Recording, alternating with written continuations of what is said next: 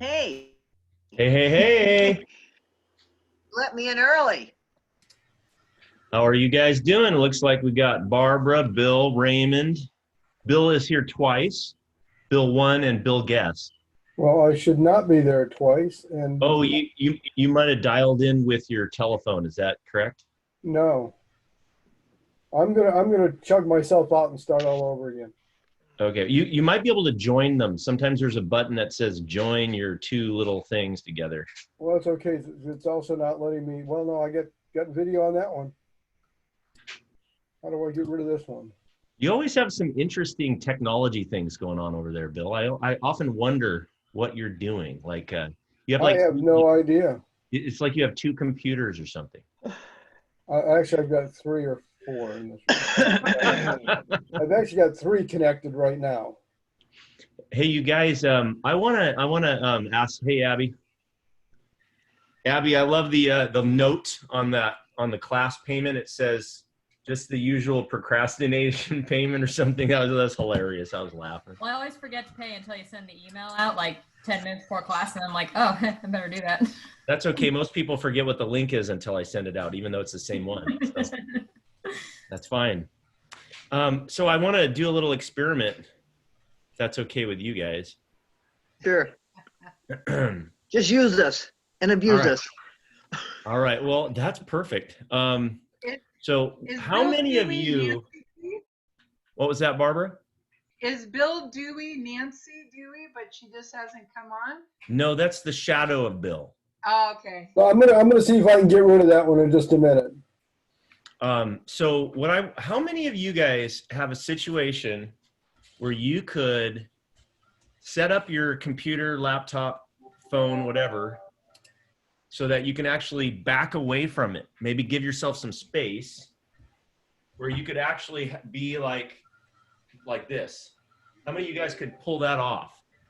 So that like you get like maybe your upper half, like from your belt up, or even like this much. I don't know. Let's try. Where am I? I know Jack does this all the time. All right, where am I? Jack, I'm trying to get people to move kind of like you've been doing.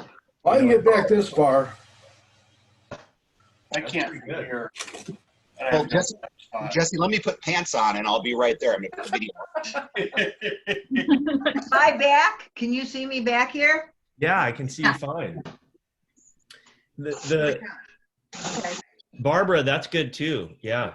So the only challenge with backing away from your computer is you may lose your audio a little bit. Like you might get quiet. So tell me if I'm quiet. Am I quiet when I'm talking back here? No. I can hear you. No. So there's 2 things. I speak loudly. Number 2 is I have a microphone in addition. Instead of I have a microphone like this. And so I can kind of pick up better sound than if it was just coming from my laptop. So if you don't have that, it's okay.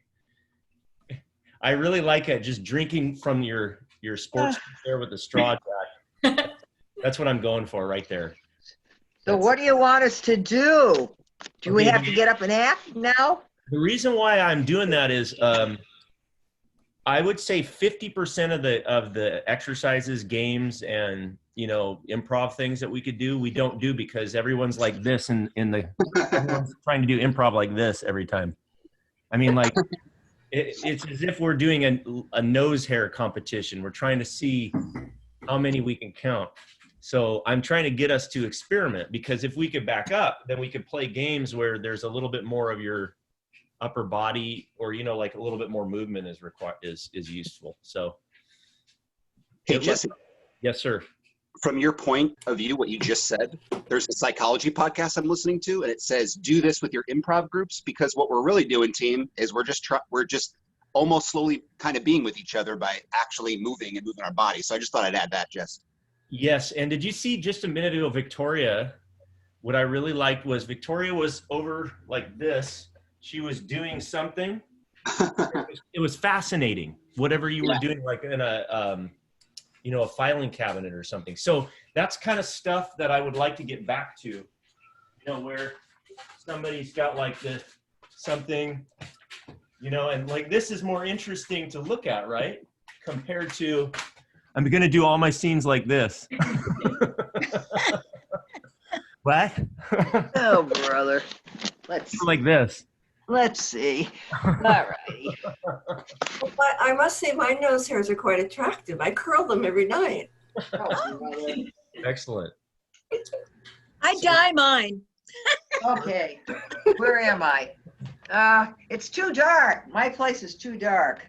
Well, one trick is, Barb, Yes. trick is to have the light coming in front of you instead of behind you. Oh, So like my room is dark also, but the light I have is actually in front and above me rather than behind me. If I had it backlit, it would you'd have this. that. Okay. Yeah, see, I can see you way better now. Okay. Or mine's behind me, but I also have in front of me.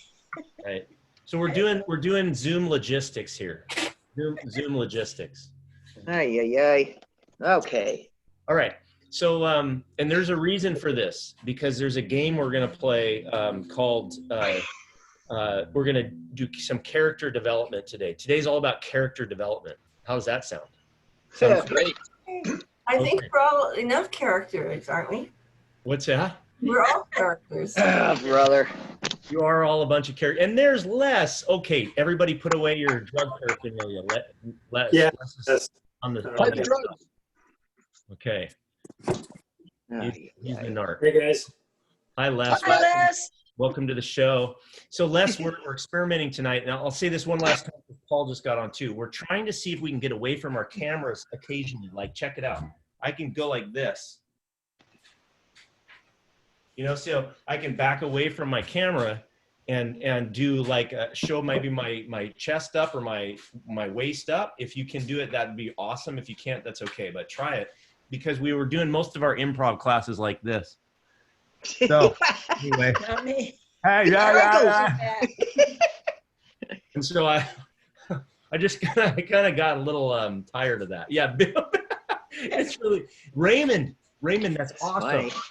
Bill, that's scary. Raymond's way back there. It seems like it. Raymond, he's out in the hall.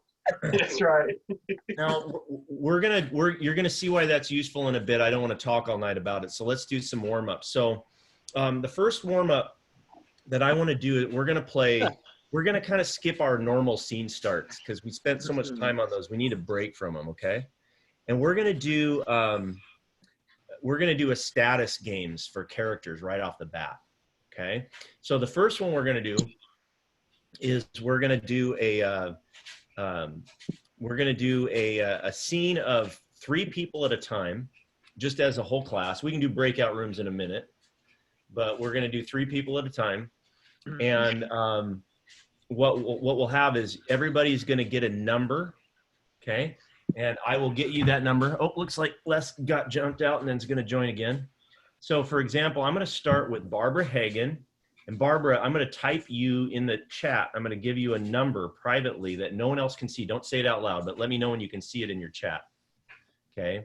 And then I'm going to put Barbara Berg a number in there also. Okay. Don't tell anybody what that number is. Let me know if you can't see it, let me know.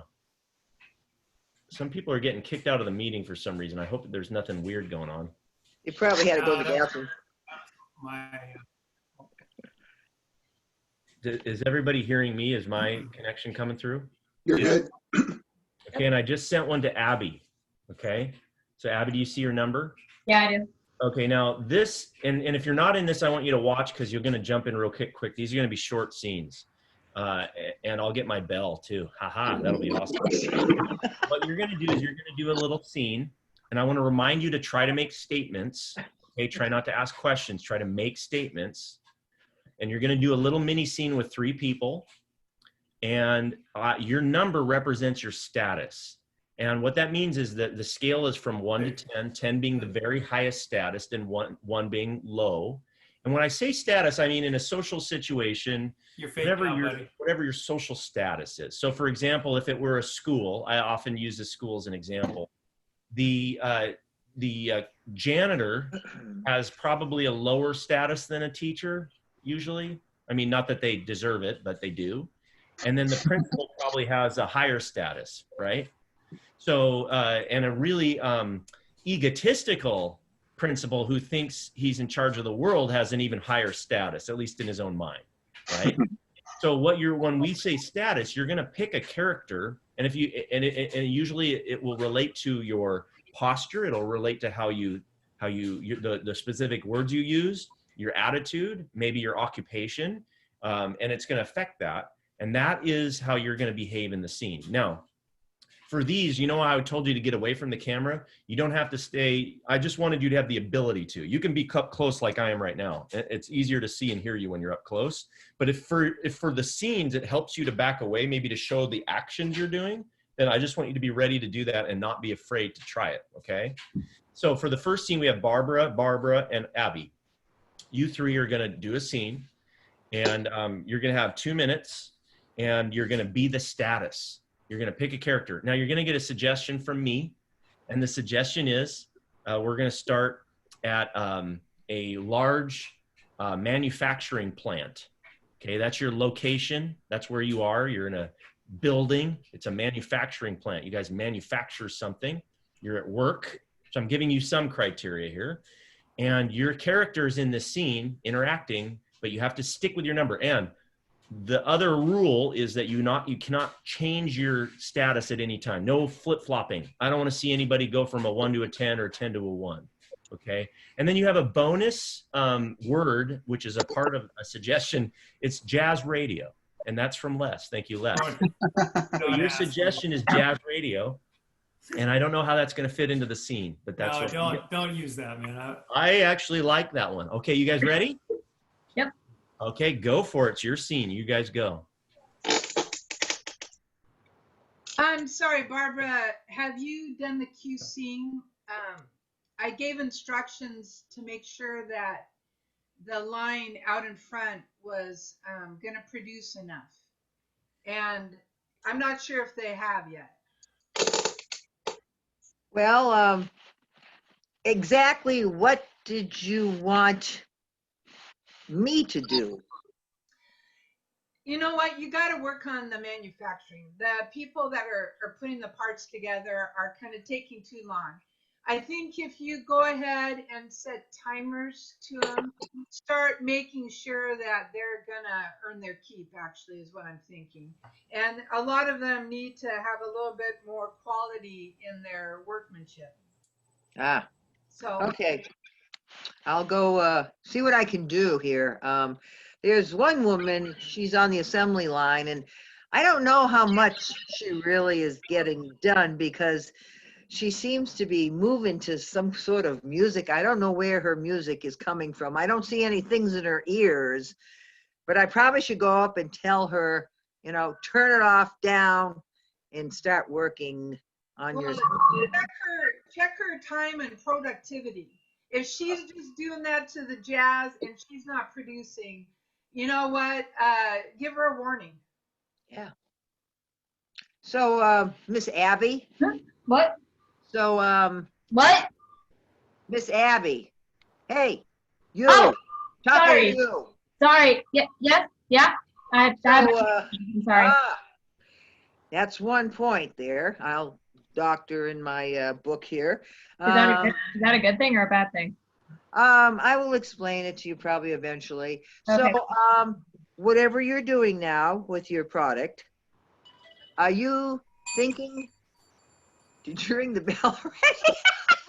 I love the bell. I'm bringing the bell back.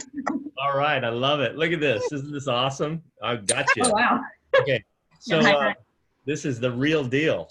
Okay, so you got dinged just because of time, but that was good. Now, if you were not in that scene, I need you guys to try to guess what the numbers were. So first of all, Barbara Hagen, who started, and then Barbara Berg was second. Abby came in last. She only had a couple lines in there. But based on those, what do you guys think they were? Does anybody want to take a guess? Raise your hand. Okay, I saw Nancy first, and then Jack, and then Paul, and then Bill, and then Victoria. Okay. Let's start with Nancy. Barbara Hagen's the boss lady, the big kahuna. Barbara Berg is kind of like her second-hand man, but one notch down. And Abby's the little happy lady on the conveyor belt. I love that assessment. Now, but you gotta add a number. So if you had to guess numbers, 1 through 10, 10's high, 1's low for each one. 10's being high. 10's high, 1's low. Okay. I would say Barbara Hagen is probably an 8. I would put Barbara Berg at a 7 or a 6. And Abby, I love you dearly, but a 1. Nancy, first of all, you were very close on a couple, and I would have given the same assessment had I not known what the numbers are. Before we reveal them, though, does anybody else have any other guesses? I think they were lower. I think Barbara was maybe Hagen was a 6, and Barb Berg realized that she was higher than Abby, so I'm saying 6-3-1, something like that. 6-3-1. Good guess. I'd go for Paul. 7 for Barbara Hagen. She's the big boss, but she's very, very non-assertive boss. So I'd go for a 7. Barb Berg, maybe a 5. Yeah, she's an ordinary supervisor. Okay. Or maybe a 4. And Abby, sorry, Abby, you're a 1. At least everyone agrees that I'm a peasant. Bill, That's great. what were you going to say? Yeah. Actually, I saw Barbara Hagen as a good solid 8.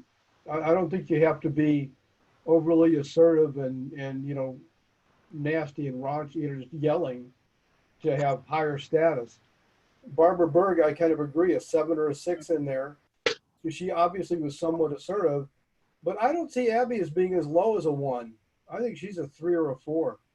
Okay, I kind of agreed with you based on her performance a little bit there, because she actually was kind of assertive in her just behavior. Not, you could tell she was low on the totem pole, but behaviorally.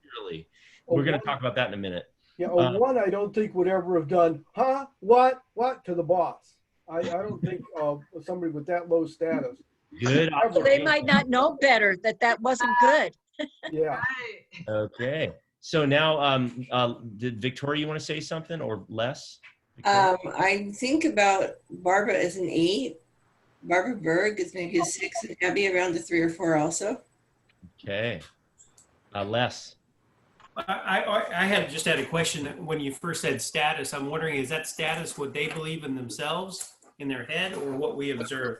So you are giving me my segue. Oh, I love it. I love it. We're going to talk about you sent the email earlier, so I got it. No. Yeah, and those 3 text messages. Hurry up. Make sure you set me up, Les. Okay, the answers were, and I think Paul wins on Barbara because Barbara was a 7, and a lot of you guys were really close with 8. She was definitely a 7 or 8. Very good job, everybody. Abby was a 1. So most of you said like a 1 or a 2, and then Paul thought it was a little, or Bill thought it was a little higher. I agreed with Bill. And then Barbara Berg, this is where it was all over the board. Barbara Berg, and this is a perfect, this ties into Les's question. She was actually a 2. What? Wow. Yeah. So here's where we run into trouble here, okay? When I say status, I mean in every sense of the word. So I mean in like literal, like sometimes there's obvious leadership, like positional leadership.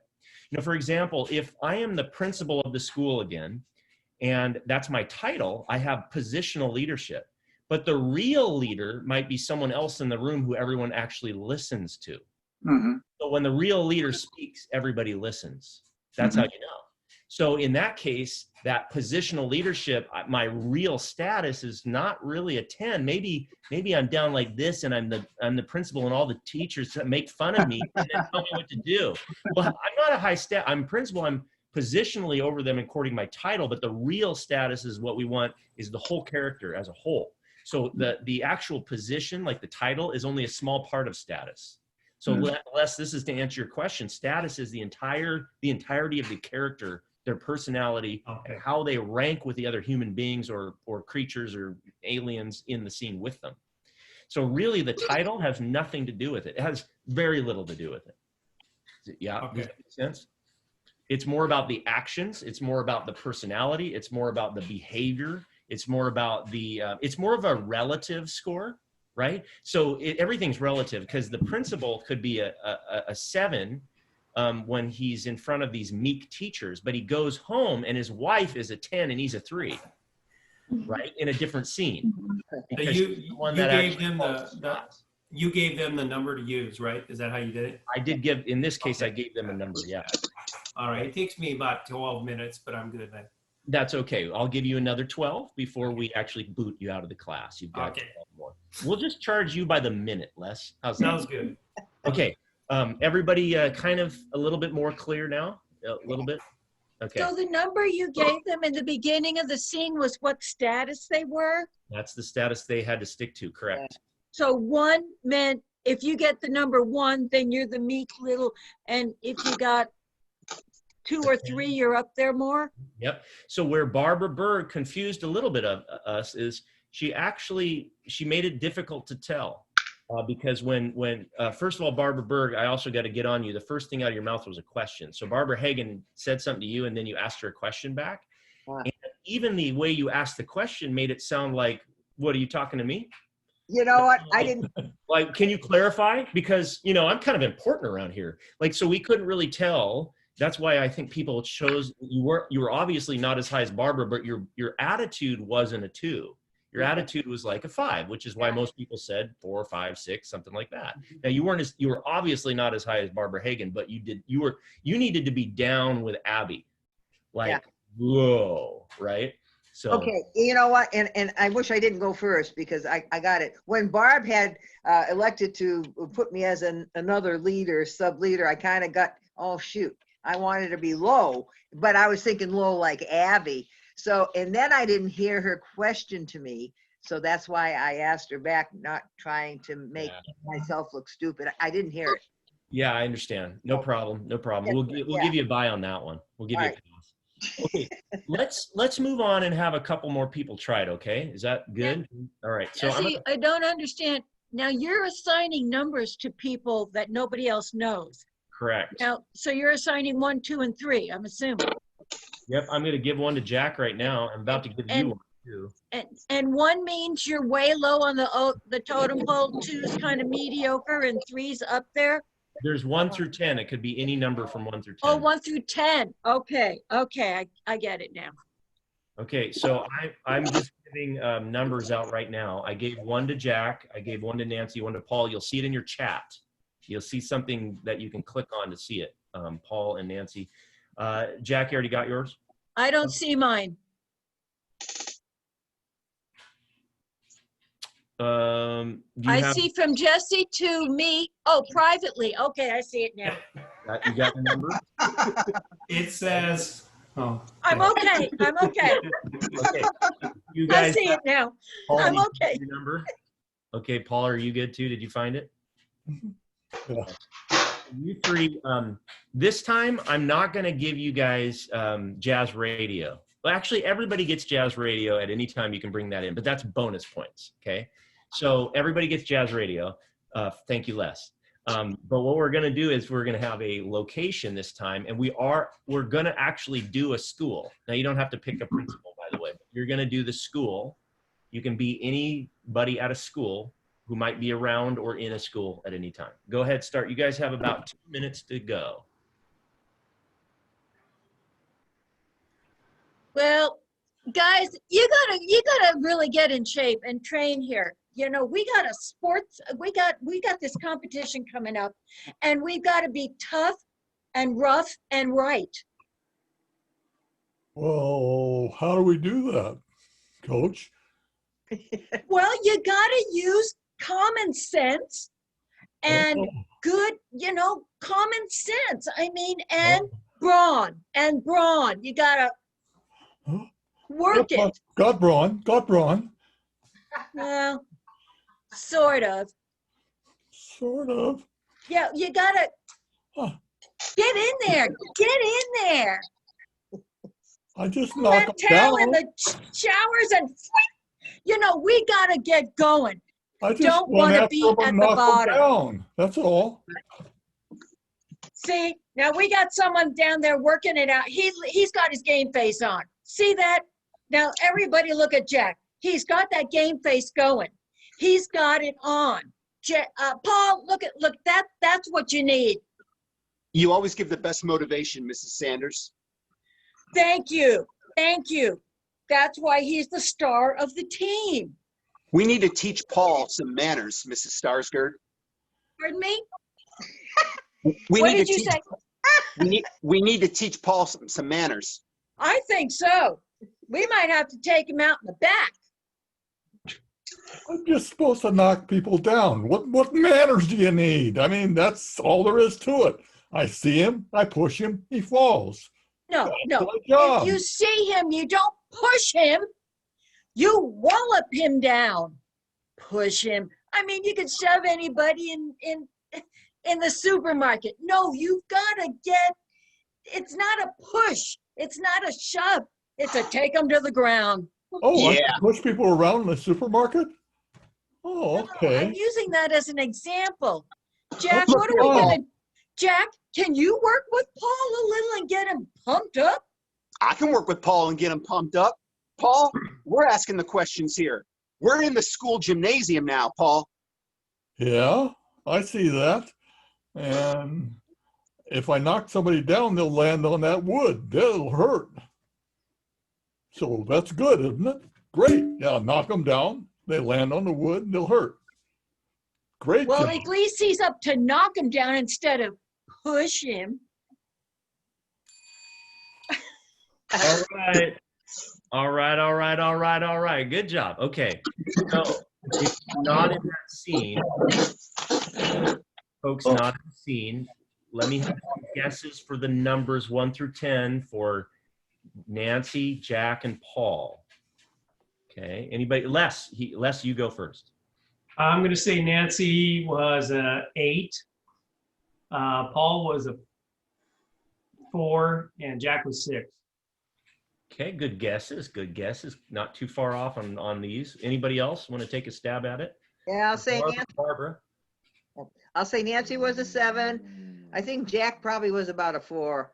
Paul, 2 or 1. Okay, Bill. No, I think Nancy was actually higher. I mean, she immediately came out, just boom. And I would put, I kind of go along with Jack and Paul kind of being more in the 6 and 4 range, mainly because Jack sort of hung back to kind of see where everything else was going. And then he definitely was subservient. Nice. I think Barbara Hagen, didn't you have something you wanted to say? Yeah, unmute yourself. You're on mute still. I think that Nancy was like a 8 and Paul was a 5 and then Jack was a 4. Okay, interesting. All right. I'm going to tell you guys what it is so we can keep moving. The answers were Nancy was a 9. So Bill, you were the closest because you said she did come out strong. And then Paul was actually a 2. And then Jack was a middle of the road 5. So some of you had that. Now I want you guys to notice how the guesses are all over the board. Here's what I want you to know. If you were a performer so far, which 6 of you have already tried this, right? Here's what the truth is. You go, okay, well, I know what I was. The truth is whatever the audience thinks you were is what you actually were. So you might go in your mind, oh, I'm being a 2, and the audience says, you're a 6. Guess what? You're actually a 6. Wait a minute. That's not what you intended. That doesn't help your scene, does it? Because if you were supposed to be a certain status in your own mind to help with the scene, and you thought you were here, but the audience says you're here, the audience is always right. Kind of like the customer is always right in business. In this case, it didn't matter what you thought you were, it's what they think you are. So that's a lesson because their perception is what they experience. They don't experience what's in your head. So if you're like, oh, I'll be low status. Oh, I was totally being low status. And the audience is like, no, you weren't. Or, oh, I was so high status. Not really. You're kind of middle of the road. Yep. So that's a lesson. It's kind of a harsh lesson. It's like getting punched in the gut sometimes. As an actor, you might feel like, oh gosh, that's not what I was trying to do. That's okay. That's how we learn. But you have to understand that what other people are perceiving is actually that's how people are going to understand it. And so it also is a great reminder that you need to make it obvious. You really should make it as obvious as you can not just for the audience, like I've been saying, but for your scene partners too, right? You want to make it easier for them to understand who you are. Now, if you're the middle of the road number, that's hard. That's harder because you got to understand, well, what would middle of the road be? And it's kind of relative to the other people on stage. But it's really easy if you get a 9 or a 10, an 8, 9, or 10, or a 1, 2, or 3. We should not be thinking, no, I think she's probably a 4. No, I was a 1. Well, then be a 1. So I'll give you a couple of tips. If you get a 1, 2, or 3, do you think you would ever question the 9 or the 10? Nope. Probably not. If they say, I want you to pick up that gun and shoot yourself, you just walk over and shoot yourself because you're a 1. Like you wouldn't go, wait a minute here, I'm standing up for myself. No, you're a 1. By definition, you don't stand up for yourself, right? So I'm exaggerating a little bit for effect, right? So there may be some, that's relative to the scene and the dynamics. But if there's a 4, 5, and a 6, that's when there's some more gray area to play within there. But if you're a 1 and someone else is a 10, then it should be very obvious for the audience to figure that out. Like extremely obvious. And they should only be off by 1 or 2. Like, oh, he's a 2. Well, actually, I was trying to be a 1. Well, you could have been more meek. They shouldn't be guessing 5 when you're a 10 or a 6 when you're a 1. That should never happen. You need to lower your expectation of yourself. like you have to have low expectations about yourself. Okay. Or if you're a 10, you should dominate. Like no one, if you're ever a 10 in a scene, no one should question it. You should dominate. And the only other time that there's a conflict, if there's another 10 in the scene, then there's 2 people that end up basically battling it out, right? You want to fight right now, Jesse? I will, man. Boom! Right? So this is a great lesson. The reason we're covering status tonight so much is because status is very powerful in character building. And status is also one of the quickest ways to create interest in a scene. Status differences, I mean. It's almost like they are like a positive and negative on a magnet, right? Like that, like we're talking that those forces of magnetism can repel or attract strongly. And we can feel it as audience members. We can see it and feel it. And it's very satisfying and interesting to watch. So status is a powerful tool in your tool belt. Right? You just want to have that ready to pull out whenever you're trying to make a scene interesting. Okay. Now, who hasn't done it yet? I got a couple left. That guy is back. That guy was back with Jack. Oh no, Jack's ghost friend. Okay. Jack, that guy was back. Make him a 1. All right. So we had, I think this time we got to have Bill and Victoria. I know you 2 are in it. Let's see. We got Bill. I'm going to give you 1, Bill. All right. You just said you were giving me 1. I'm going to give you a number. And I'm going to put Victoria in a scene. Victoria, you get a number. And then Les gets a number. Les, I'm going to put you let's see, to give you a number. Which way should I go here? Okay. Les has got a number. Now, who hasn't done it? I don't think I've had Raymond. Is Raymond the only one who hasn't done it? Anybody else? Bueller. And Raymond, you're going to get in this scene too, okay? Okay. Ooh, boy. 4-person scene. Oh, boy. I love 4-person scenes. Okay. Here's what we got. We got 2 minutes on the clock. I'm going to give you guys just a tiny bit extra time because there's 4 of you instead of 3. Okay? Go ahead and begin your scene whenever. Oh, you need a location. Your location is the city park. You're at the city park or the county park if you prefer. It's a park. And don't forget, we had that magical word from Les, jazz radio. That can come in anywhere. It's a bonus points if you bring it in somehow. Thank you, Les, again for that. Yes. All right, and begin. You guys need to turn your music down a little bit in public, please. Who do you think you are? If I want to listen to my jazz radio, I'm going to listen to my jazz radio. There is absolutely no, not one single regulation that says I can't do that. Well, it's rude, I think. It may be rude to you, but my music, I can do jazz hands to my music. All you can do is rap and tap and crap. Hey guys, hey guys, come on, let's go. Come on. Come on yourself. You got something to say? Speak up.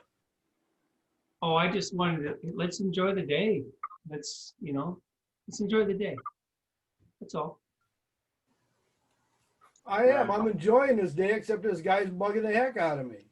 Yeah, someone's enjoying it. See, the lady over there likes my jazz.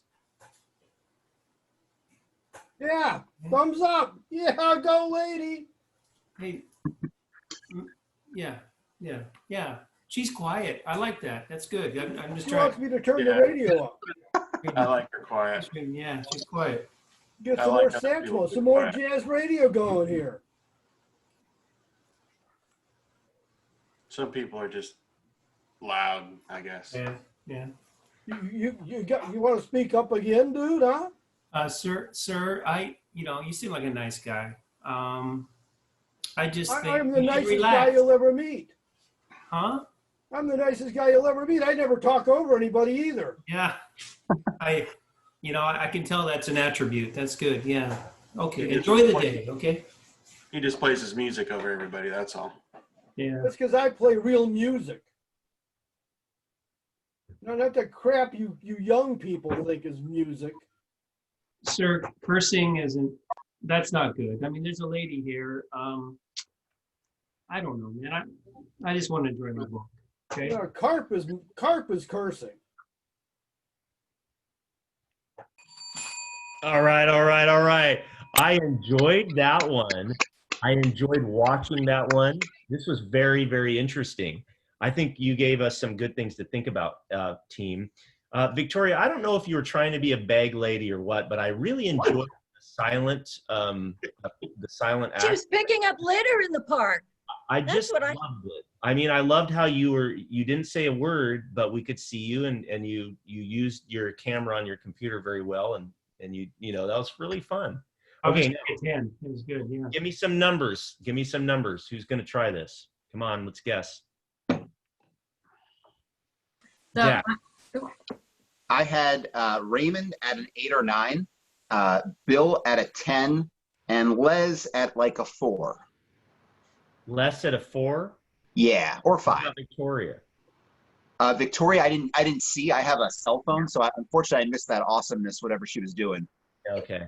Well, if you had to guess based on no dialogue, what would you well, I mean, she could have been a silent 10, but let's go with 4. All right, who else raised their hand? I'm sorry. Nancy? Well, my hubby there, I felt he was belittling everybody. He does happen to like jazz, and I hate the stuff, but I give him an 8. Now, between Raymond and Les, it was so hard for me to differentiate. I mean, they were both very, I don't know. I think Raymond was just a notch below Les. So I put Les at about a 6 and Raymond at about a 5 or a 4. And Victoria, I pictured her as she was picking up litter and putting it in the bag in the park, because they were in a park. But you know what? She had an authority about her that made me, I mean, she was set doing what she wanted. She couldn't hear much, and she didn't say a word. But you know what? I thought she was kind of higher up on the hierarchy too. Gosh, because she was determined and doing what she was doing and getting it across. I mean, hey, no one's gonna mess with me. I gave her probably a 7 or an 8 also.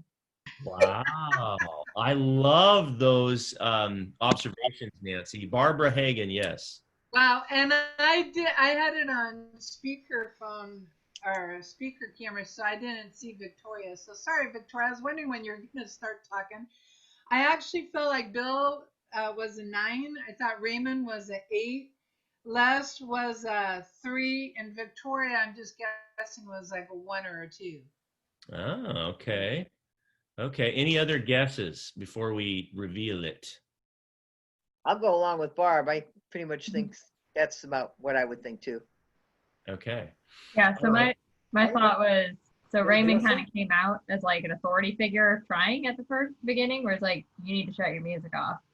And then Bill just came like lashing back at him, which makes me think that you have that like 8-9 or like 8-10 kind of conflict going on. Nice. Good observation. Bill, did you want to chime in there real quick? Yeah, I really agree with Nancy's observation about Victoria. I did not see her as real low status. Oh, I saw her as just being, you know, that kind of that middle ground Very where not anything really horrible, but not being, I didn't see her being subservient to anything. oh. It was just, she was just out there enjoying herself and This is wonderful. I love these hanging comments. out. So let me reveal the answers and we'll talk about this for a second. So Bill was a 10. And it was really funny to me that the only one who didn't think he was a 10 was his own wife, who thought, yeah, he's only being an 8. You know, you live with him, you probably see him. I've seen a 10. So she knows you a little too well, I guess. And then Victoria was actually a 1. So I think, but I agree with Nancy. Here's something interesting about this, Victoria. You made a great choice. You were doing a very kind of subservient sort of maybe job or activity. And that's great. That helped, that did lower your status. However, it's just like I was saying earlier with job descriptions or actions. What you do is only a small part of the picture. How you do it is a bigger part. So if you had been picking things up with the expression on your face of maybe being sad or lowly or scared, that would have done it. So for example, let's say I'm picking stuff up. I could pick stuff up like this. And I'm like on top of the world picking stuff up, right? Or I could pick stuff up like this. You know, and There you're scared. yeah, I mean, you can play that 1,000 ways and it's still picking stuff up, right? So what I saw, Victoria, just a little tip for next time is don't just think of what you're doing, but how are you doing it? The detail of how you're doing it.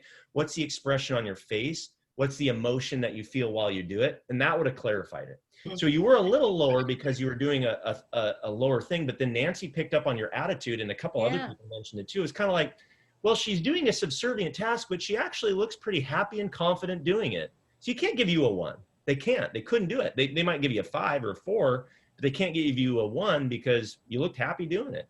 And 1, by definition, if you're in a scene with other people, you would have been very uncomfortable.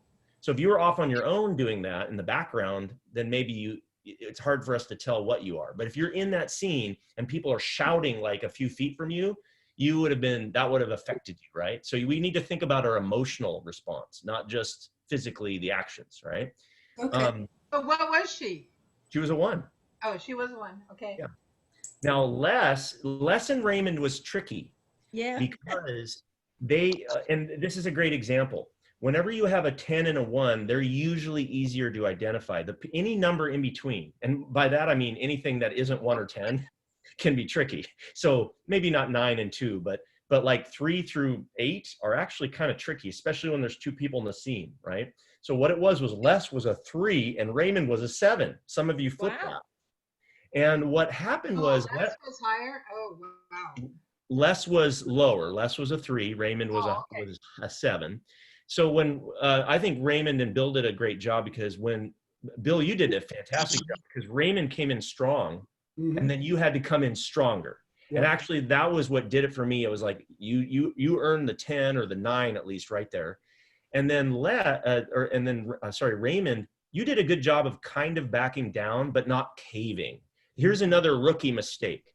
If you're a 7, you're like, I'm high, and then someone comes in a lot stronger than you. The rookie mistake is to try to fight back at the same level as the 10, and then you got to go, well, why am I doing that? I'm not a 10. Or you cave and you look like a 2 because you're like, oh, I guess they're higher than me. So the trick is to kind of hold your ground. I thought, Raymond, you did a very good job of that, but it was awkward because you had someone who kept being the 10, and then you had Les who was asking questions and things, and you were kind of like stuck. And that's what it's like to be a 7. You're kind of like, I don't know what to do. But That would be hard. It's important to make some decisions, even if you're not right and even if they're not perfect. Les, you did a fantastic job. You're still new to this class, so you did great you did a good job of just being in the scene and being a character. You haven't done this before. So I applaud you for that. Mhm. Now, to get better, what I would suggest is when you were a 3, what I would say is one thing that you were doing a little bit, that it was because you were trying to get included in the scene, which is fine. And you were a nice guy, but your nice guy was also a little bit assertive because you kept bringing up points. You kept bringing up points and you kept kind of asking questions. So number one, don't ask so many questions. Number two, Okay. when you bring up points, it takes assertiveness to bring up points, doesn't it? So if you're going to be like, well, excuse me, sir, that's not right. Well, does a 3 actually do that? Maybe, but not 5 or 6 or 7 times in a row, right? Because the minute you started doing that repeatedly, that's where people got confused, because it's like, well, that guy, he's meek, but he's kind of standing up for himself in a way, or he's trying to do the right thing. Well, that takes assertiveness. Right. So I can't give him a 3. I'm going to have to give him a 4 or 5 or 6. And that's how, I don't remember who it was, but somebody flip-flopped you with Raymond completely, Yeah. right? Yeah. So isn't this interesting? You guys finding this interesting? Yeah. So, Jesse, Yeah. Yes, sir. well, one comment I would like to make about this game, because we've done this before, and this is more for the people that are kind of newer here. I really find this to be incredibly difficult when Jesse hands me a 1. Huh. Because that is completely the opposite of who I am. I'm seriously, it is, and to do that is really, really hard. What I just did tonight, that was easy. Well, I think other people have the opposite problem sometimes. Some people don't feel like they can be a 10. So Yeah, well, but I I have think that problem. I just, Yeah, but I think that happens, and it certainly does to me when I'm given that thing that's completely out of my norm. That's more difficult to do. But I think sometimes it also makes it a little bit easier to do it in a way, because you have to think about it more. mhm. And it's kind of weird, but And Barbara Hagen, did you still have something you wanted to share? Well, it seems like in life you can be a 10 in one group of people and a 5 in another group of people. So it's not like you always, I mean, it's hard to stay at the same level, because usually in real life you kind of go in and out of different levels of whatever you're doing. But in this case, we had to keep with the role and act it out as Right. though it's not dynamic. So that was the challenge, is to act the part and never alter it. Right. Now, what I want to do next time, I'm going to move on to a different game just for variety. But next time, I want us to do this where we play the variable version. And that way you start out with a number, but then you can change it if you want. Okay. I like to start out not doing that, though, because it's hard enough to figure this out on level 1, much less level 17, which is changing it dynamically. In that case, though, it's fun if you get into a scene. It's actually a different game, but it's opposite characters. So someone comes in as a character and you pick the opposite one. And that can be fun. And in fact, we're going to do that really quick now as an exercise, just quickly. And I'm going to do 2 people at a time here. And I'm going to start with Barbara and Berg and Bill. And I'm not going to tell you your status. You get no suggestions. Doesn't matter. Just make statements. We're just going to do little scene starts. Just make statements. Don't ask questions. Make statements. Let me say that one more time. Don't ask any questions in the next scene. Please make statements. And just in case you missed it, I'd like you to make statements and avoid asking questions. That's specifically for Barbara. I know. And we can do you, I, we if you like. Okay, that's a nice way to do it. And what I want you to do is, if you, when you start the scene, whoever speaks first, I want you, whoever it is, you pick your number in your head. Okay, pick your number in your head. And then what I want you to do is stick with that. But the second person, I want you, if they pick high, you pick low. And so if you're the first person, try to pick high or low. Don't pick 5, right? Pick high or low. Pretty darn high or pretty darn low, okay? And then the second person, whatever they do, you pick the opposite of them. And I want everybody else just to watch what happens. So Barbara and Bill, you guys are up first. Just a short little scene. Go for it. Miss Berg, I need to go. I need to go right now, Miss Berg. I need to go. Uncle Joe, the restroom's down the hall. Just go to the left, take a right, and then sit. I got it. So I find the bathroom, go down the hall to the right and sit on my left. Okay, thank you. Thank you, Miss Berg. Uncle Joe, how about I just bring my blackboard? I'll write you directions. It's just a handheld one. You can look at it as you're trying to find the bathroom. Okay, Miss Berg, I can do that. You write big for me, please, so I can see it, because I don't want to go where I'm not supposed to go. Ay, Uncle Bill. So if I write in cursive, what do you want me to do? Write in cursive? You want me to print it? Should I write? No questions, Barb. All right. So moving on now, let's do Nancy and Paul. Nancy and Paul. Either one of you can start. Why did you? Oh, no, I can't do that. Don't do that again. But why? Because I said so. No questions, but it was a good scene. Right. Hey, Nancy, Paul, try it one more time, but don't ask the question. Okay. Okay. Go for it one more time. I noticed you did that again. I told you about it before. Stop. I need to, though. We've got to figure out some way to get you to break this bad habit. I really need to so badly. You can do it. I have faith in you. I don't know. It might be just too much. I trust you. You can do it. Good scene. I like that. That was pretty obvious. Give a round of applause. Pretty obvious, right? High and low. Raymond and Victoria, you're next. Raymond and Victoria.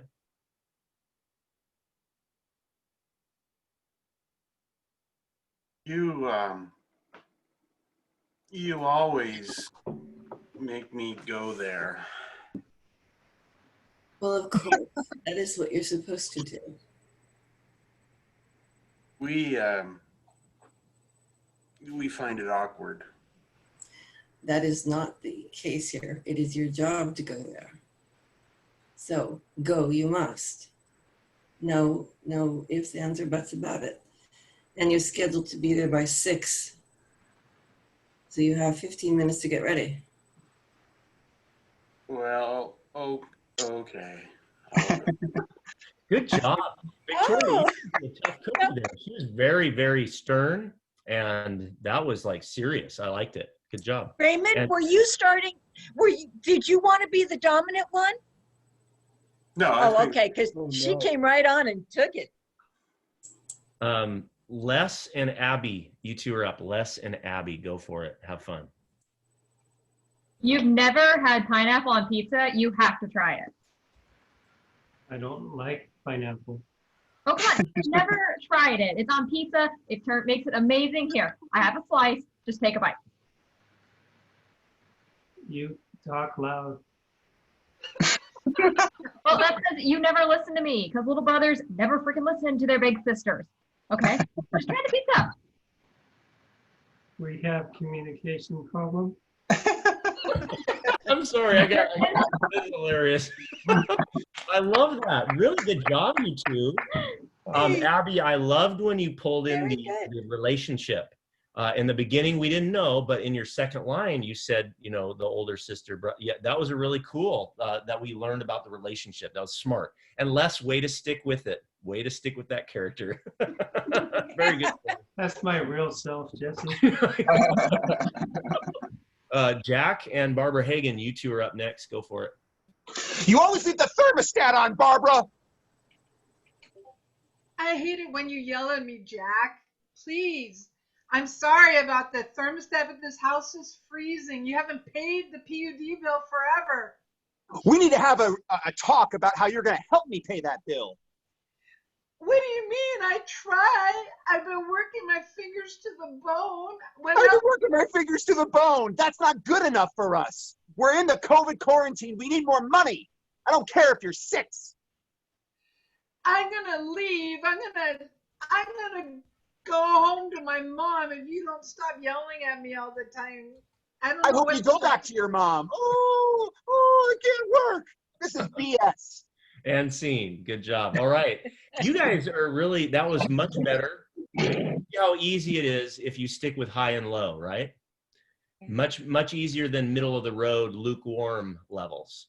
And what's great about that is if you enter a scene, how many times have we practiced the scene starts like UI, we, and they're just kind of like boring for a while.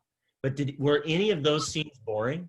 You guys notice all of them were interesting, every single one. And it's because of the relationship. Some of you used UIWE, which was nice to have something to say. That was your dialogue, you know, like as if you were reading a script, gave you something to say. But the status is really what created the relationship. UIWE is really cool because it forces the language to come together. You know, it forces an instant relationship, but it's kind of empty unless you add something to it. And that's what status can do. It's one option you have.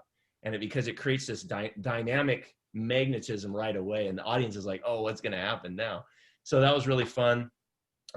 Great job. Okay, we're going to move on. We got a little bit more time. We're going to do a game, which I've wanted to do for a while now. And this is where, especially if you haven't backed away from your camera, this might be a time to do a little bit of that. Or you can go back and forth, like you could be up close like me and then go back for part of your scene. But we're going to play a game. I call it Bus Stop. And some of you might remember where we picked the time of day, the occupation, and the age. Do you remember this game, anybody? Yep. So we're going to do half the class up at a time and then the other half, right? So we're going to do 5 and 5. And the first 5, I'll just call you out. I'm going to have Barbara, Berg, Nancy, Paul, Raymond, and Bill. You guys are going to be first group. Second group is Victoria, Les, Abby, Barbara Hagen, and Jack. Is that cool? Jack, you still there, or you good to go? Well, if not, I'm good. Okay, good. And Nancy, do you see the mysterious character still on Jack? Yes, he's still there. So they've got an added person on their bus stop. It only shows up for Nancy, which is very interesting. It is, you know. I swear to God, it's right there. Raymond sees it. See, Raymond sees it. See? Raymond validated. He claims to see it. He's one of those people that go, well, I've seen a ghost too, just because he doesn't want to know. All right. Both have the same dealer. Oh, sure, disabled carrying, so I can't. Okay, so group 1, here's how the game works for Bus Stop. What you're going to do is you're going to pick, and I'm not going to tell you what this is, you pick it. You're going to pick the occupation and the age of your character. So you need to have a very clear occupation and pick something that people might be able to guess, okay? And then an age. You can be any age you want, young, old, any age. You pick the age, you pick the occupation. And then the time of day, I'm going to have to give you guys, oh shit, I got to do this privately, each one of you. Ugh, that's going to be annoying. So Barbara Berg, let me send one to Barbara Berg, and then I'll send, you can think about it while I'm sending these. Then I got to send one to Nancy. Okay. So Nancy. The time is the same for all 6 of you, by the way, or all 5 of you. Okay. So I'm not giving you individual independent times. It's all the same. I just don't want the whole group to see it. Paul, and then Raymond, you're in the scene, right? Or Yeah. Raymond and Bill. Okay. Raymond got one, and then Bill's gonna get one. All right. So I sent privately a time of day for all 5 players.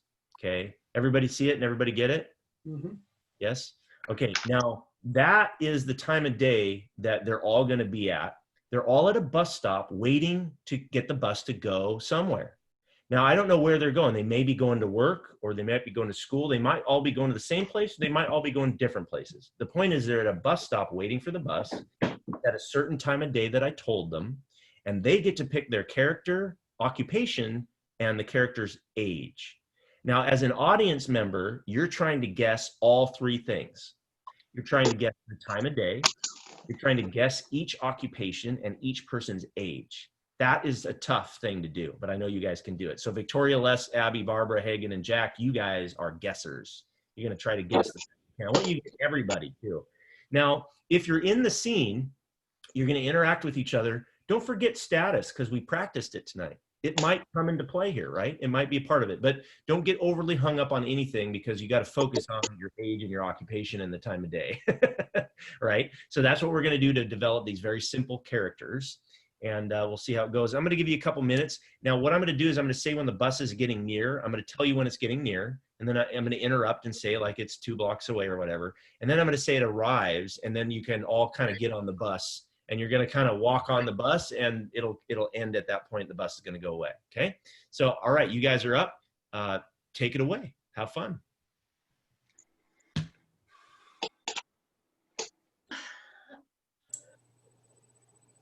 Morning, Bill.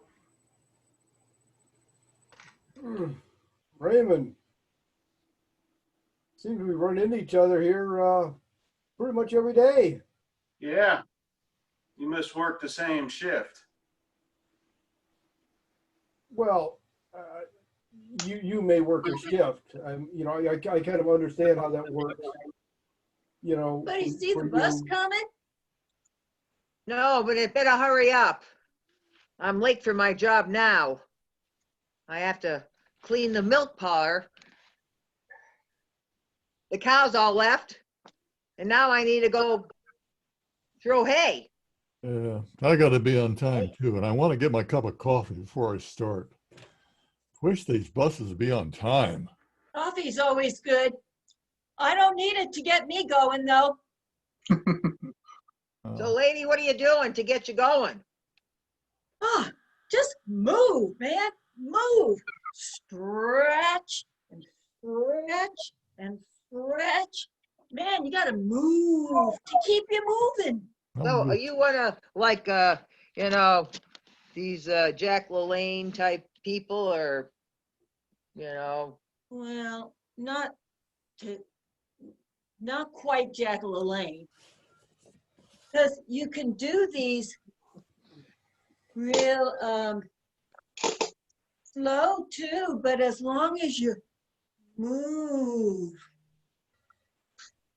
I got to stand in front of my class all day. I don't need to move. I need to sit. And that's why you need that coffee to get you going, huh? I Yeah. like coffee just because I like the taste of it.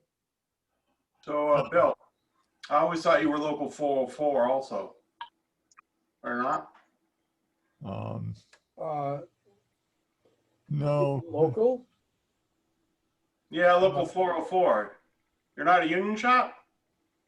No. We don't. We're definitely not unionized. Oh, really? Wow. Bus running a little late today, or what? As usual. Bus is 2 blocks away. The bus is 2 blocks away and approaching fast. Yes. Oh, I think I stayed. There it is. Everybody, It's about know. time. about time is right. It's about 10 minutes late, huh? Hey, bud, Yeah. you over there drinking the coffee, you got a chew on you? Yeah, you bet. Good. And the bus is pulling up. You know, people should just prepare a little bit. I'm getting on. I'll wait till the rest of you board just to. Just get on, mister, get on, we're in a just to make hurry. sure- He's a non, he's a I'll tell scam. you, go ahead. I'm on the way. Get on. You're wasting my time. And the bus is pulling away. Good scene, everybody. Good scene. Okay. Let's start with audience members. Audience members, what time of day? Let's start with that one. Who Morning. Morning. Okay. I have 2 mornings. Morning. 3, 4, 5. Unanimous on morning. Okay, now let's get specific. What time in the morning? 8. Yeah, 7 or 8. I think 7. 7 or 8. I think 7. 7:12.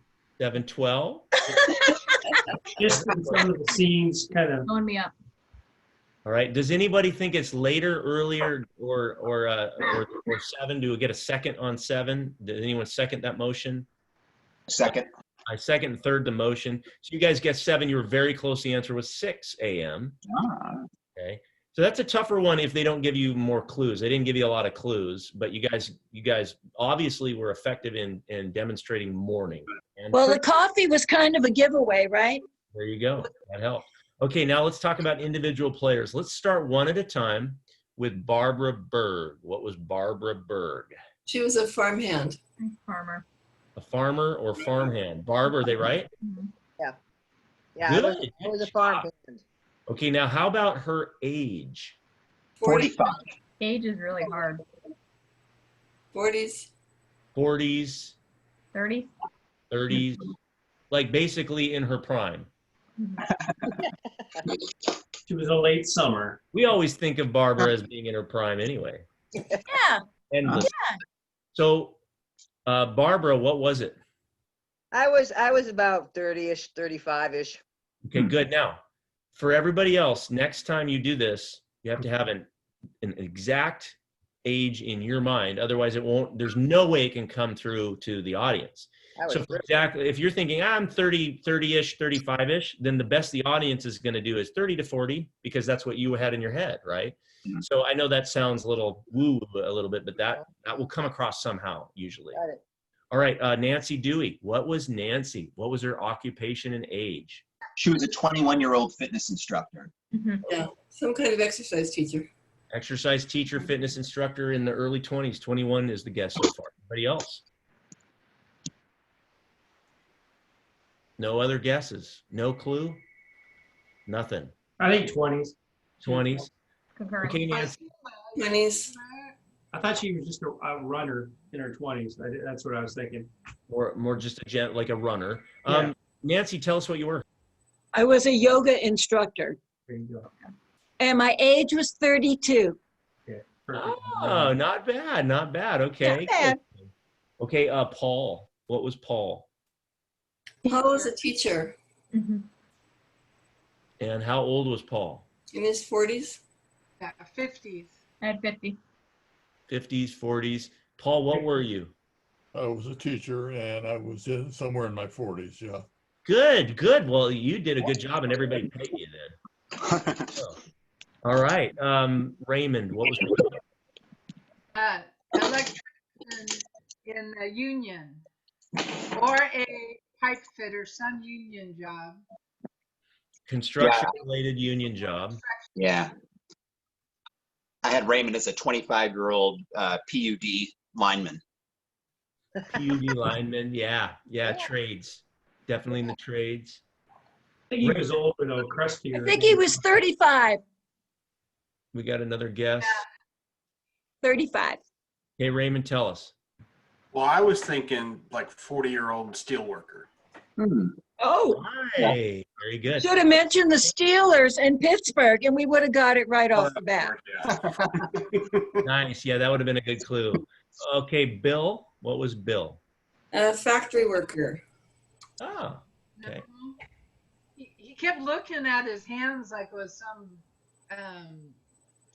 Bill was a mystery. I wasn't sure what Bill was. Okay. Any other guesses? Well, he didn't say very much, so it was hard to guess. I think for what he did say, though, he sounded younger than normal Bill, as I would know Bill. So I'm guessing like 30 to 35. And he Okay. had his hands like he was looking at some computer or something. Yeah.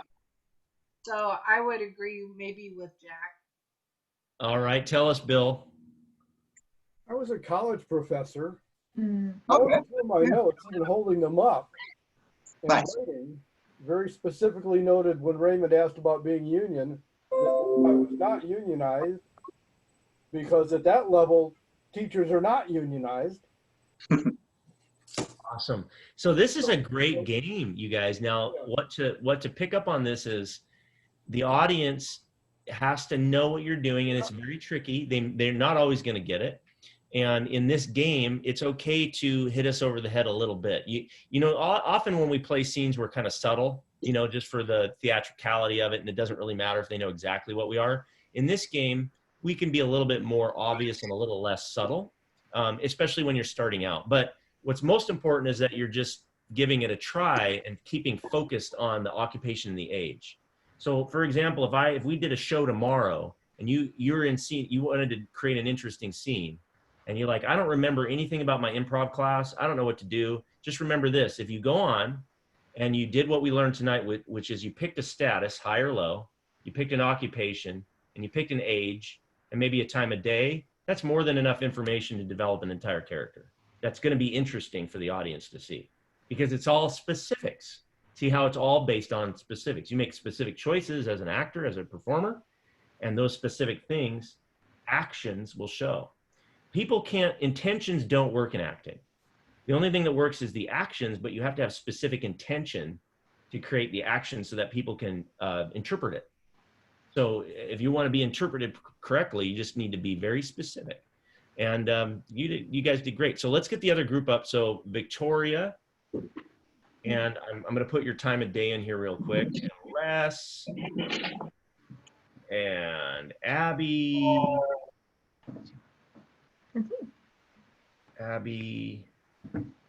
and Barbara Hagen.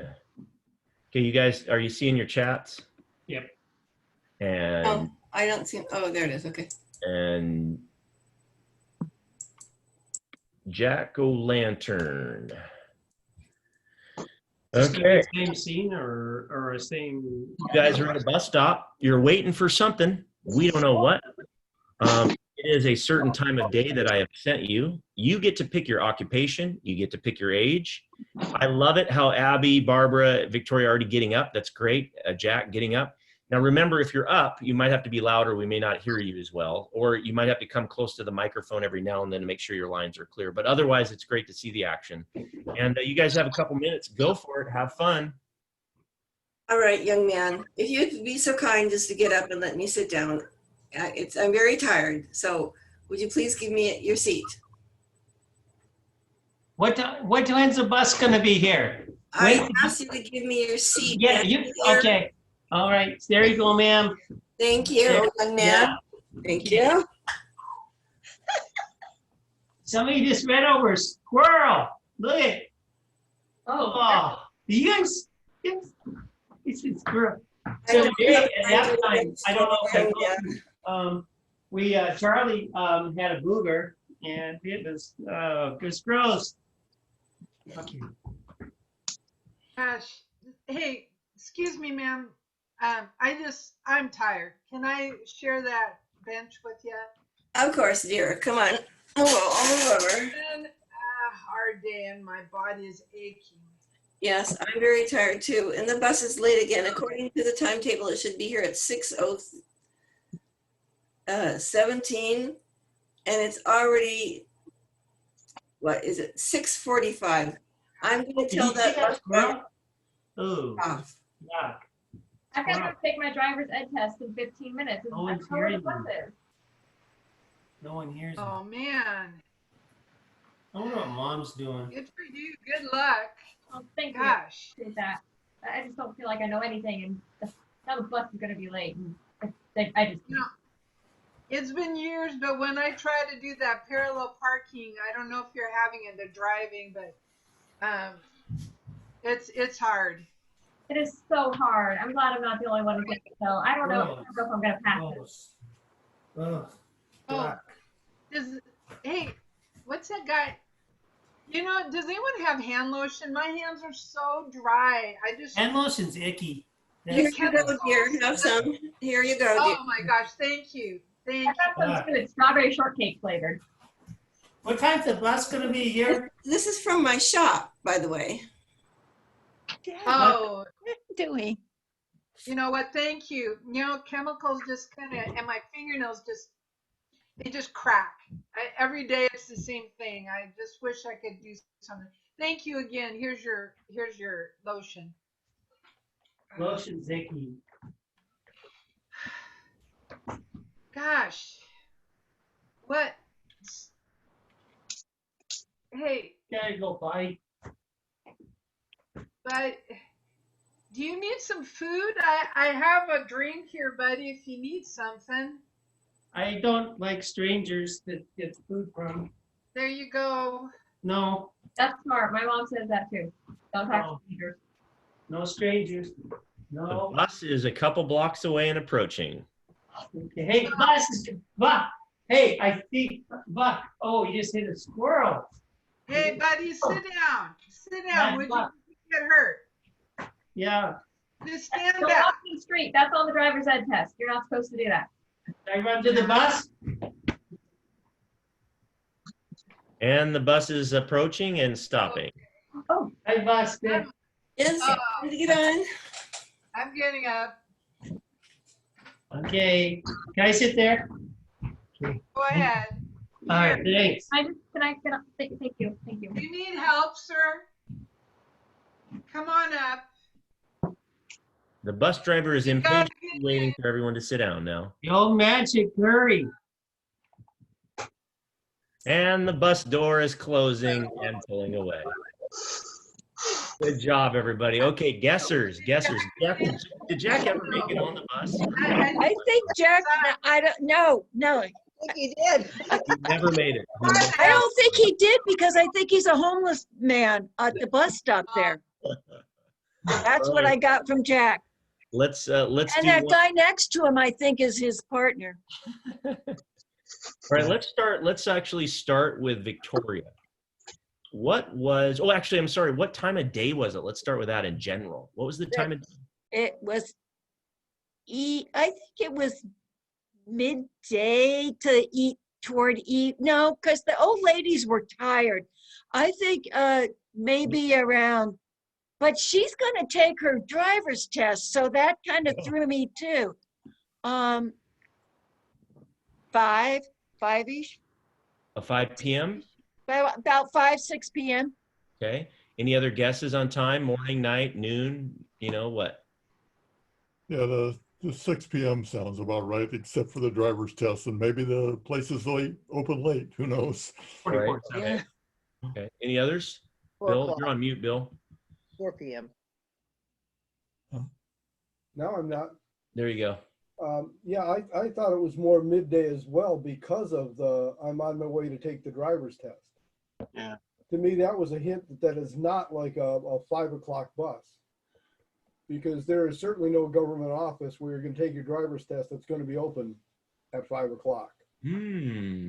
So I would have guessed mid-morning. Oh, not mid-morning. So, or thereabouts in order to have time to get there and get a driver's test taken. These are details. Oh, ladies were tired. Mm-hmm. Yeah, Oh, mid-morning, they're already tired? he came from her shop. They work overnights. Here's another tip on this game. When we say that we're at the bus stop, a lot of us automatically think we're leaving home to go somewhere, but you could also be waiting to go back home. And I didn't see a lot of people playing that. Like if you were, the answer is it was 6 p.m. So good guess, I it was said 6 5. p.m. You said it, Nancy, 6 p.m. Now more people could have chosen to be in a hurry to get home because they wish they're already late for dinner, like things like that. And so you could have given the audience more clues. So a lot of times we don't think of it. It's like, well, where should I be going at 6? I wouldn't go anywhere. You would be going home, right? You already had a full day. That's another option that I didn't see a lot of people playing. So just keep that in mind. It was just you're waiting at a bus. We didn't say where you're going. Could have been going anywhere. And it could have been everybody. Here's a tip. If you ever get the evening, it's better if everybody's going home from work, because then you'll get that, the audience will figure that out really quick. Or you could have somebody who is at that same bus stop and they are starting the night shift. And then everyone will really get it because the majority of the group will be going home and then someone's going on the night shift. And then everyone will get the time. If you're trying to get the audience to really know without saying it. Of course, we're in a real show, you could just say what time it is. But here we're trying to act it out without using that. Well, Okay. wasn't it, to be precise, it was 6:42 p.m. because somebody said that. Did they? Victoria said that. Be careful. Don't do that next time. So what It character came was out of my Victoria? mouth. I've never played this game before except No once. problem. No worries. No worries. No big deal. What was Victoria? What was her character? Guesses. She was Occupation. a shop clerk of some sort, and she was in her 60s somewhere, and kind of really tired at the end of the day. Okay. Any other guesses? Maybe I agree with the 60s age, but I really didn't have any idea as far as occupation. I think she was a caretaker possibly for elderly people. Oh, interesting. Caretaker, shopkeeper. Any guesses, Bill, Raymond? Yeah, I thought she was retired. Retired. There's a third option. Yeah, that's what I was. She seemed retired to me too. Okay, Victoria, let us know. What were you? I was a shopkeeper. I had my own shop that I handed the lotion to. I said, that's from my shop. Oh, right. Nice. I gave it away. Nancy, you picked up on it. I picked up on the time. Yeah. And then Paul, who said shopkeeper? I said shop clerk. Sorry. Shop clerk. Close enough. Close enough. Good job, Paul. So nice work. Okay, now what about Les, you guys? What was Les? That's just special. Les actually confused me. I think he was a little. Early on, I thought Les was a young child, maybe 6 to 8 years old. But then he just became, I don't know, became more adult goofball than actually just a kid. And the part, I'll tell you, the part that really confused me was when he got to talking about not taking food from somebody. Everything else up to there, I was sure this was a young kid. This is awesome. I love I this. think he was a young person with issues. Yeah, I guess that's one way of putting it. Like you said, Bill, I still want to call him Skip or Honey, but we're in class.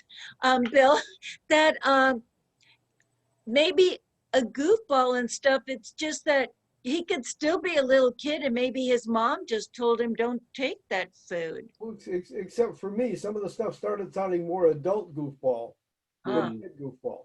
I think he was probably 25, maybe 30. I think he had a lot of mental issues.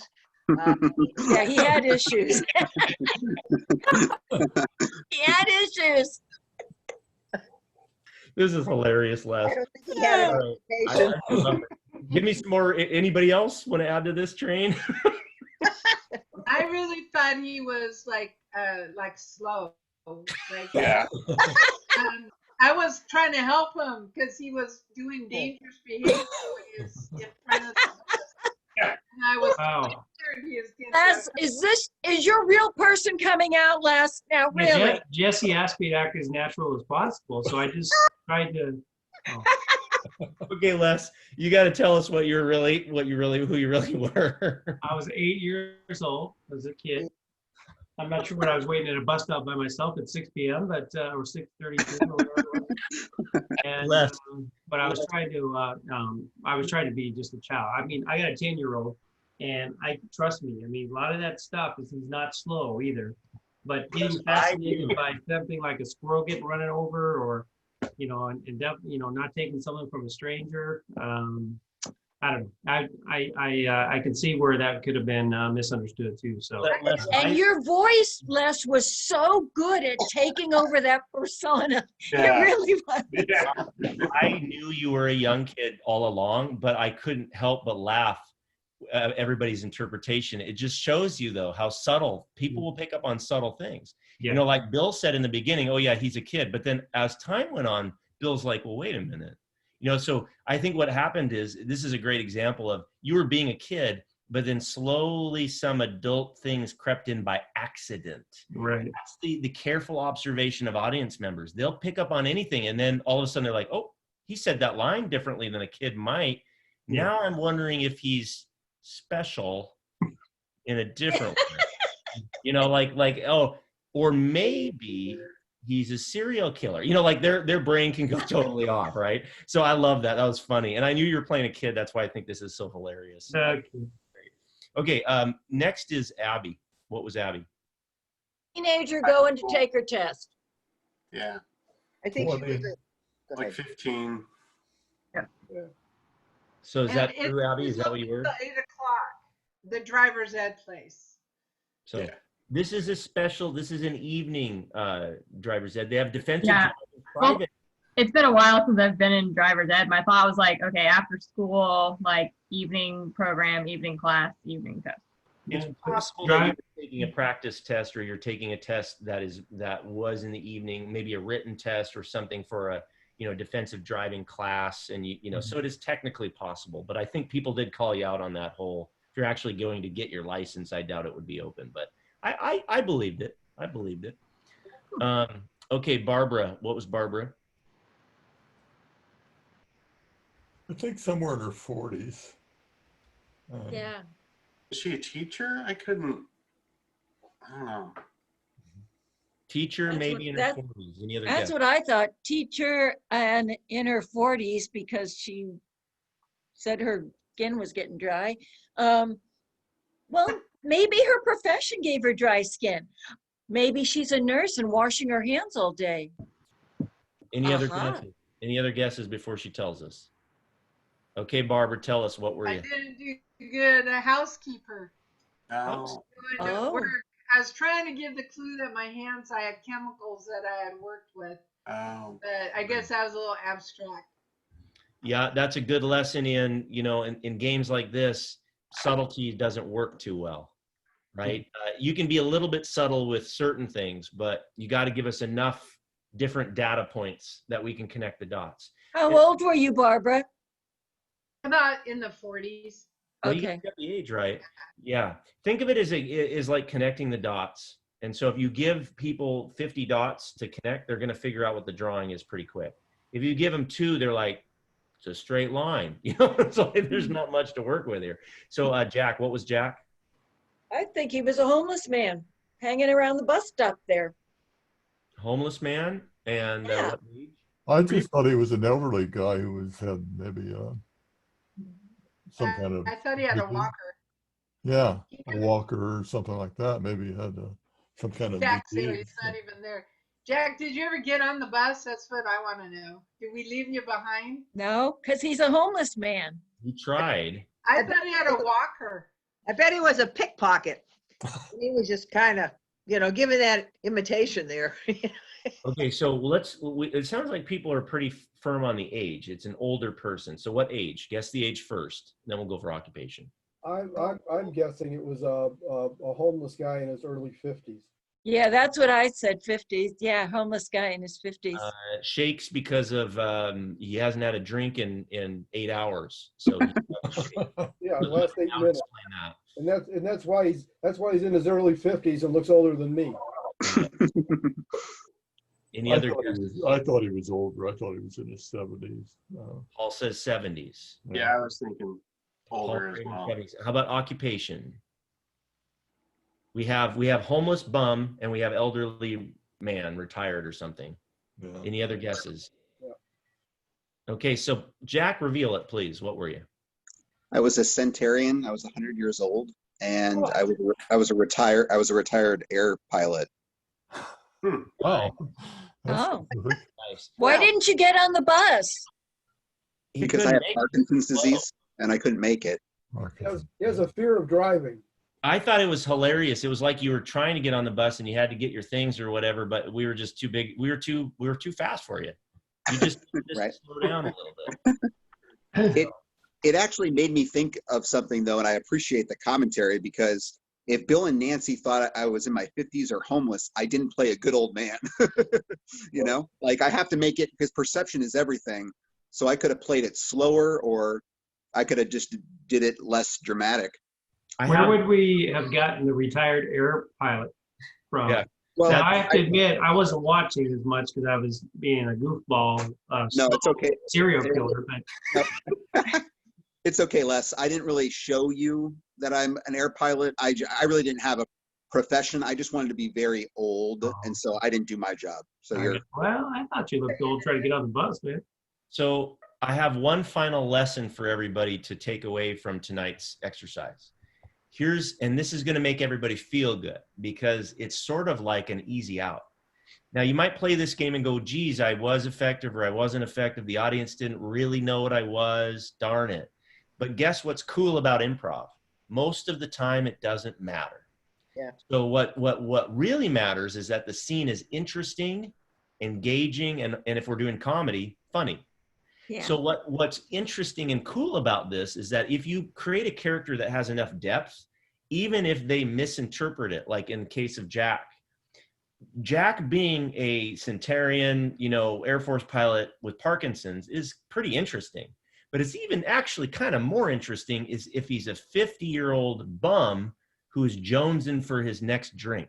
And it doesn't really matter which one he is for the scene because both of them engage us and make us think, huh? And here's the other tip about that. You never will be able to get this 100% anyway because the audience automatically fills in gaps of the story in their own brain. That's what we're all creative for. We love, it's like when you read a novel and everybody always says, oh, the book was better than the movie. There's a reason. Because no movie, no special effects can ever compete with the power of your imagination. Doesn't matter how good they get with CG. It's never as good as what you imagine.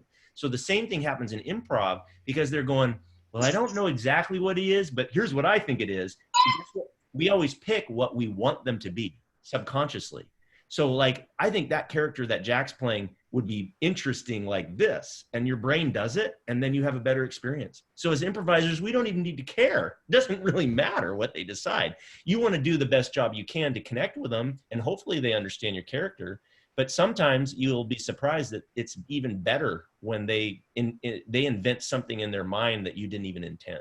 So, go ahead, Jack. So Jesse, to your point, I have a question. So if I was, in my mind, being a centurion, and Bill came on and said, you bum, the cardinal sin would be to be like, no, I'm a centurion. I then become the bum. So really, it's about the perception of who we are then coming on stage to our fellow players, to our fellow crackpots, right? Like, so I dropped whatever I thought I was because obviously I wasn't good enough for that. And I'm not judging myself, but if Bill says, I don't got any change for you, and I get a sense from Bill that I'm less status, then I roll with that, right? I get rid of centurion and you just say yes and, right? Pretty much, yeah, pretty much every time, yeah. The only exception I would say is if you were firmly very strong with your character and someone tried to guess and endow you with something different, like in your example, and there was a way that you could still yes and him but stick with your character, that would be even better choice. So rather than change your character or cave, if there's a creative way to not deny him but also remain your character, you want to go that route if you possibly can. So that you're not always caving to everybody else's guess, right? Because they're trying to guess because they don't know. And then if you cave, you keep switching, then nobody knows, not even you, right? So yeah. What you asked me was kind of a trick question. Because technically I have to say, yes, you just agree with them and move on. But in reality, what happens is if you really have this strong character and maybe other people in the scene get it and the one character doesn't, you can kind of like work with that sometimes. So that's a little bit more of an advanced answer than I probably could after. Yeah, no, thanks. Yeah, I've always been confused by that. So thank you. And then to finish up, what I think, Jack, you just sent me this image, so I'm going to share it. Is this what Nancy's been talking about? That's what I see. No, that's not the guy. That's not the guy. This is the one that Raymond sees, but Nancy. That's what I see. Now, wait a minute. I think Jack's messing with our minds because that's not Bill. The one I see. Nancy, that's Bill. That's Bill on the left, and that's me on the right. Wait a minute, Jack. Well, Jack, this is even weirder because Raymond does see this, but Nancy. Yeah. Now I don't know. This is the first time I've seen. No, that's not the guy I see, Raymond. No. I should have Nancy bring her laptop up so I can show you the picture that she sees. We have to recreate that. I think Jack's messing with us. Good show, Jack. So what I think, my theory, guys, is that what really is happening here is that Jack is messing with us, and every one of us sees a different image of him. Like every one of us sees a different one. That's really tricky, Jack. I don't know if we like that. I don't know. Is that if you see Nancy, this other one I just sent you? Wait a minute. Which RBC, other one? I just did a second one.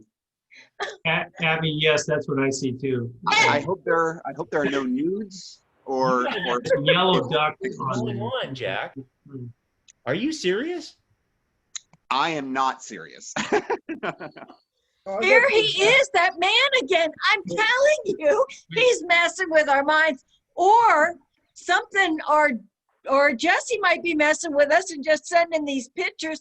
But that Raymond, that other one is no. Wait, Jack, do it so that I can take a screenshot and show everybody what I see. Okay, wait, stay there for a minute. All right, I'm gonna pull this picture up here. I'm gonna show everybody. There it is again, that black gentleman. So hilarious. I have no idea what you're talking about, but here you guys, here's what I see. Just so that everybody knows, I know this is probably not that fascinating, but here's what I see. This is No.